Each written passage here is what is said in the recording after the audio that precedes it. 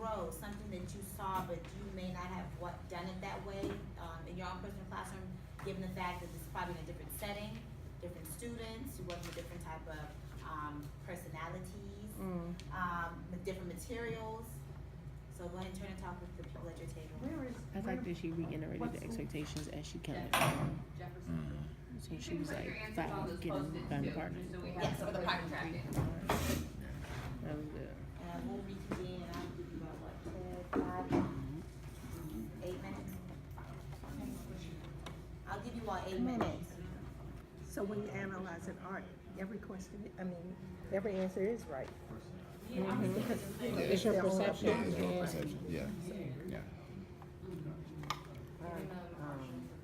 I think in my adjustment into middle school, I don't, what's the word? I guess I negate how important the whole, oh, good job, I like how you hold your Yeah, that's pencil. what. I like how you do Yeah, that. yeah. Like I do Yeah. that, I have to remember to make sure I do that every That day. positive praise. Yeah. Positive praise. Sit down. It's a dry, it's a lot of. Good job. That is awesome work. Awesome. Good job. Great answer. I like that. I like it. That blank paper is good. You did a good job on that blank paper. I'm glad the name and date is everything. Good job. Name and date. Yes. Guess I'm gonna have to work with you. I'm so glad that you forgot. 2 more minutes, then we're gonna start talking about this. That comment that you made with the cheerleading thing, you're noticing the class. That's good. And you ignored the one, when he had a legit question, you answered. But when he had a comment, like, I don't care about points, you just let it go. You ain't even address it. But it's the Right. same kid. Like hold it with your right hand. Tell that I'm voice. I don't even know him, but if I heard him speak, I was like, really? That's it what? She said hold it up with your right hand. The kid said, I'm left-handed. Yeah. What that gotta do with? My comment would have been what?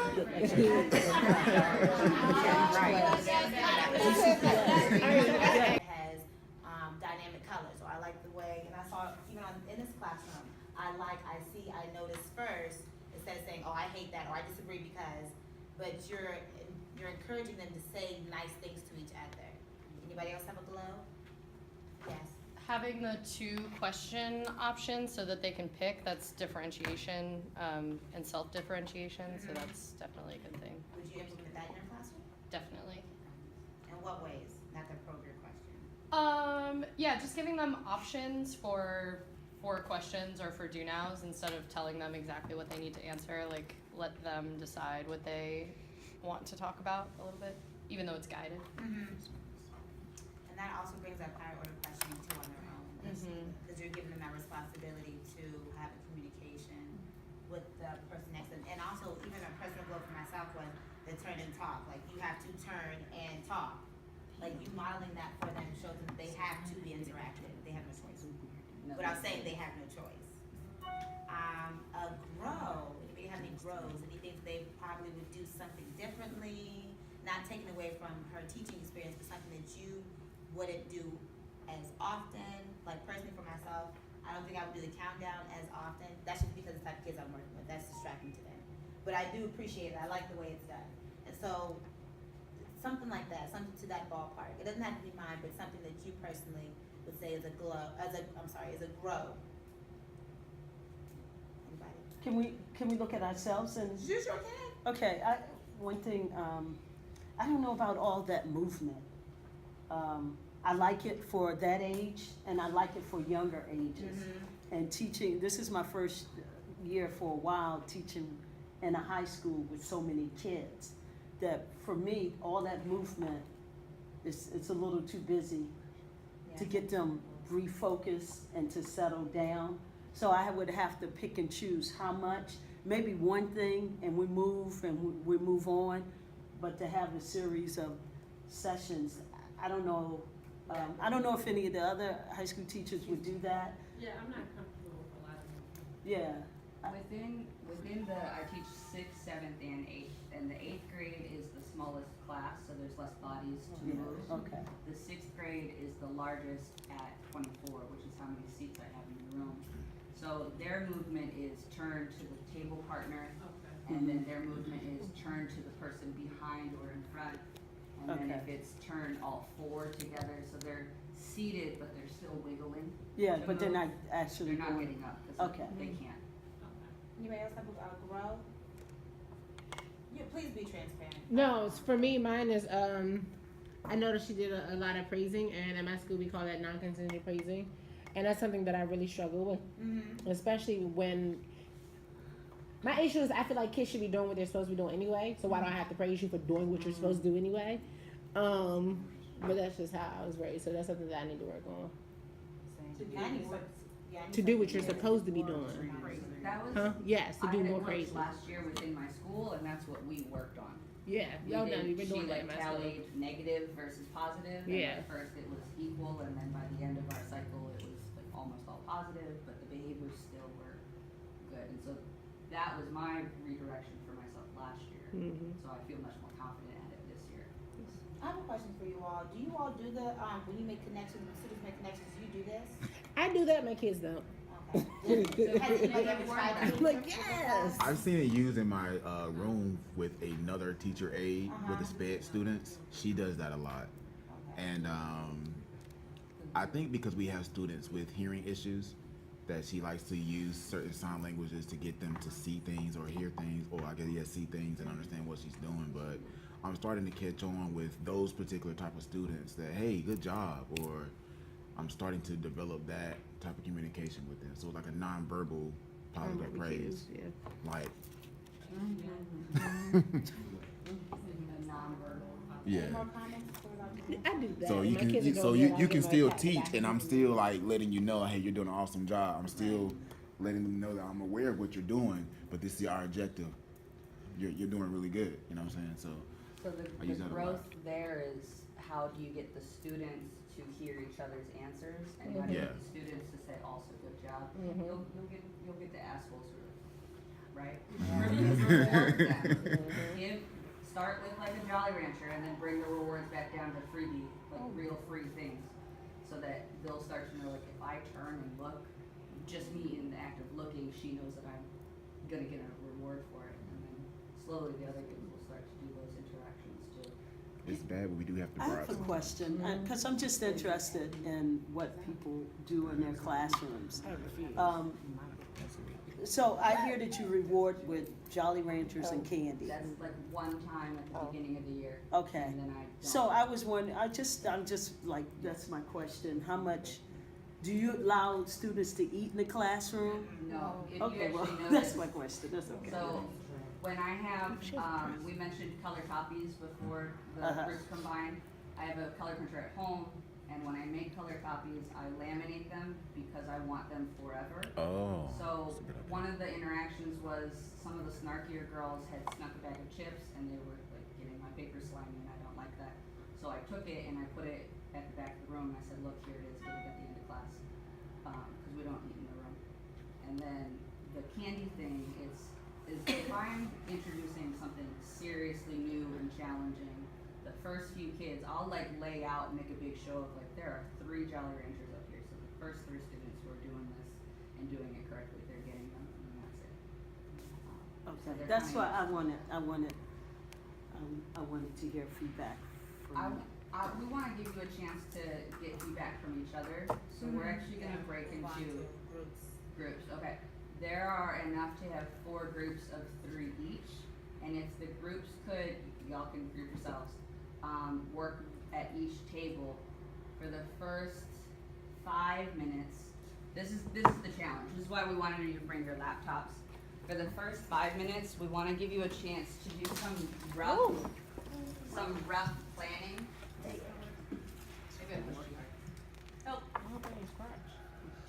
Maybe That's why I because buy it's a cheap ones, video, because I used to like, buy click up top. expensive ones. Ah, okay. But the frame, the So, glass shouldn't for be the bad. first 5 It's minutes, the second time I need to take them back. Uh-huh. I'm gonna shorten this, please. So for the first 5 minutes, think about an artwork that you want to use within your own classroom that will match your students' levels. If you need to get online and look at the artworks, you can. Try and come up with the questions. Round 1 being the simplest, easiest accessed questions, to round 5 being that in-depth interpretation. And if you wanna do that double question, what I like to do is think of, I think of the challenging question first, and then I dial that back. What would be an easier scaffold that gets the same answers but asked in a lighter way? So you're creating your 5 interactions with an artwork, and then you and your groups are actually going to pretend to do them. And So, for, yeah, I'm sorry, go and ahead. for my group, you all can just implement those questions that you had earlier. It could be whatever, about whatever artwork that you want to do, even the graceful lion, and we talked about the Harati, I always say it wrong. But anyway, yeah, the hero picture. How those can be compare and contrast, lesson plans, or how they can be implemented to be relatable to your kids as they are right now. Since a lot of social media is coming out with artwork, and they see that before they see actual traditional artwork, so you can make that a lesson plan as well. So what's coming to you, if you prefer pen to paper, is the Close Study Planner. If you want to work on your laptop, but use the paper as reference to how to organize it. Do you have your questions from Yeah. is that all on Canvas? It's not on Canvas, it's on the shared drive. I can navigate you there. Oh, Yeah. yeah, that would be great.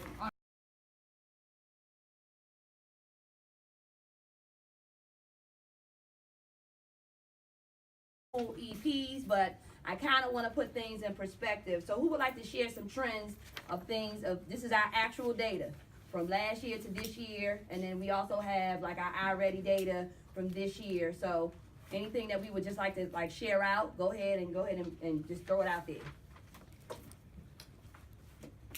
A lot of the data, regardless if it was math or English, was consistent.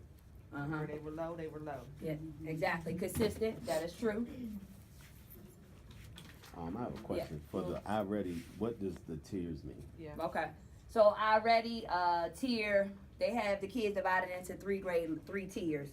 Tier 1 meaning that the child is 2 or more grade levels behind. That's our red area. So if you notice our triangle, the majority of our scholars right now are 2 or more grade levels behind in math based off this online iReady program. Tier 2, they're 1 grade level behind. So a 6th grader that's on the 5th grade level, I will take that. That's pretty good. And then tier 3, meaning they're already performing at grade level.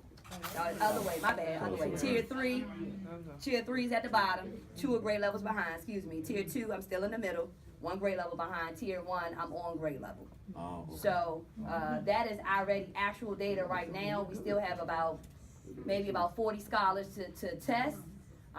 You know, there's some things that we can throw into there. So like our kids don't like to test, right? So I have to kind of look and tell a child, I know you can do better than this, Ricardo Glass, right?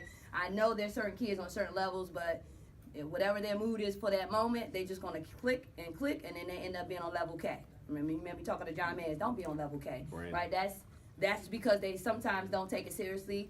Sometimes they're not in the mood. So the data, for the most part, is pretty accurate. There are probably about maybe 15 or 20 scholars that I would debate that to say that's not really their level. But for the most part, we have scholars that are 2 or more grade levels behind right now in math.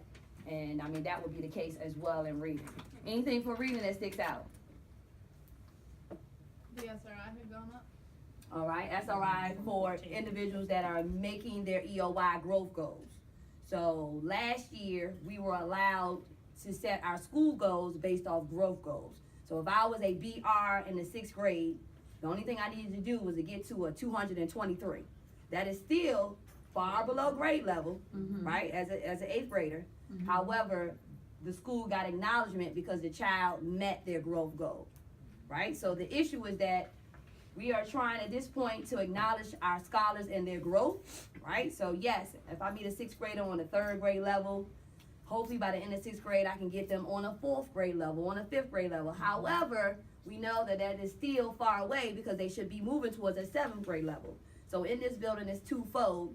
We have to address that there is an academic gap or a hole, and I call it a hole, and we have to acknowledge their growth, but we're still, compared to other schools in the district, other schools throughout the United States, our kids were far on the lower end because they don't have those foundational skills.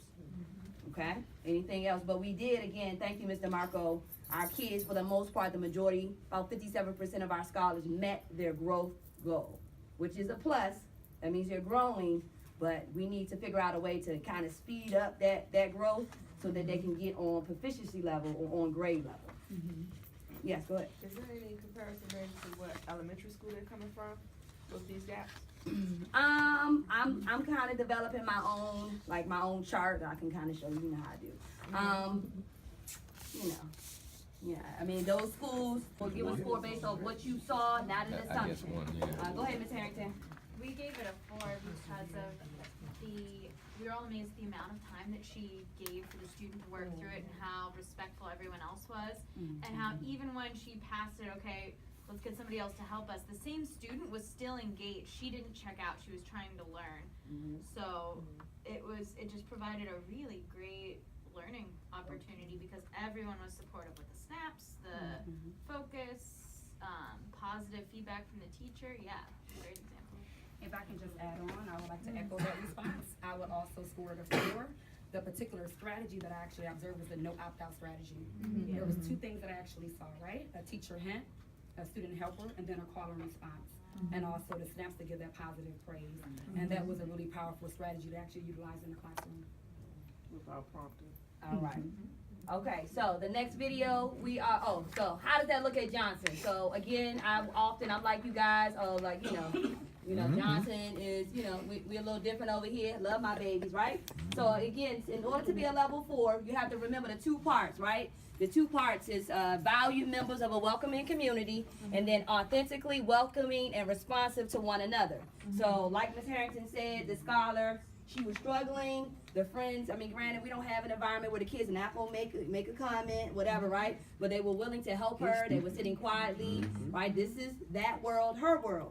However, here at Johnson, this is what's gonna help you get to a 4, using specific positive language. I like the way, Courtney, that you didn't give up on sounding that word out. Let me give Deonze an opportunity, because we know that quiet time is not gonna necessarily happen within our classroom, right? So you're gonna just go ahead and give that child specific positive praise because you know you're scholars. They're not going to sit silently while somebody else is trying to sound out a word. Using your about things that authors can do to create tone, to create a mood, to express a theme.